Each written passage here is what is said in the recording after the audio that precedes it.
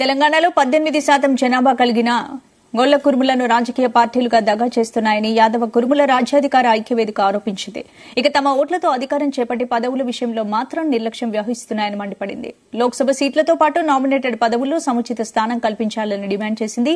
హైదరాబాద్ లో మేమెంతో మాకంతే నినాదంతో యాదవ కురుముల రాజ్యాధికార ఐక్యవేదిక రౌండ్ టేబుల్ సమావేశం నిర్వహించింది. ఈ సదస్సుకు హాజరైన వివిధ పార్టీల నేతలు, వివిధ సంఘాల నేతలు గొల్ల కురుములను విస్మరించే పార్టీలకు లోక్సభ ఎన్నికల్లో తగిన బుద్ది చెబుతామని హెచ్చరించారు.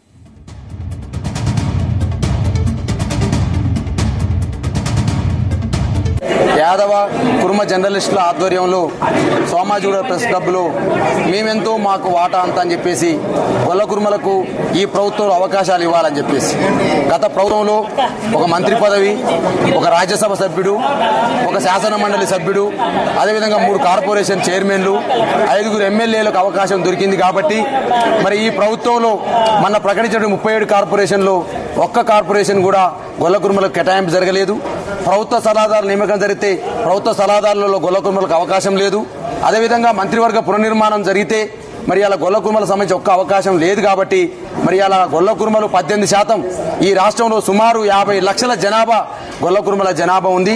మరి మేమెంతో మా వాటా అంత అనేటువంటి నినాదంతో ఇలా తెలంగాణలో ఉన్నటువంటి జర్నలిస్టులందరూ కూడా అన్ని కుల సంఘాలు, అన్ని సంఘాలను పిలిచి ఇక్కడ మరి తెలంగాణ యాదవ మరి కుర్మ జర్నలిస్టుల ఫోరం ఆధ్వర్యంలో మేకల కృష్ణ గారు, హరికృష్ణ గారు, నాగరాజు గారు, శ్రీశైలం గారు, అదేవిధంగా మరి అనేక మంది జర్నలిస్టులు ఈ సమావేశం ఏర్పాటు చేయడం చాలా అభినందనీయం.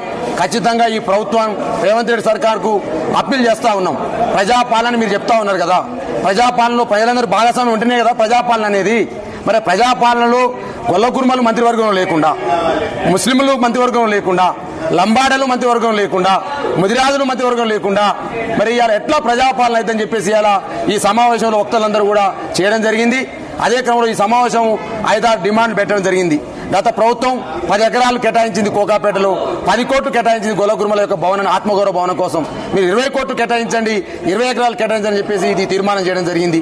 అదేవిధంగా గత ప్రభుత్వం గొల్ల కుర్మల ఆర్థిక పురోగతి కోసం 1,25,000 యూనిట్తో పాటుగా తర్వాత 1,75,000 చేయడం జరిగింది.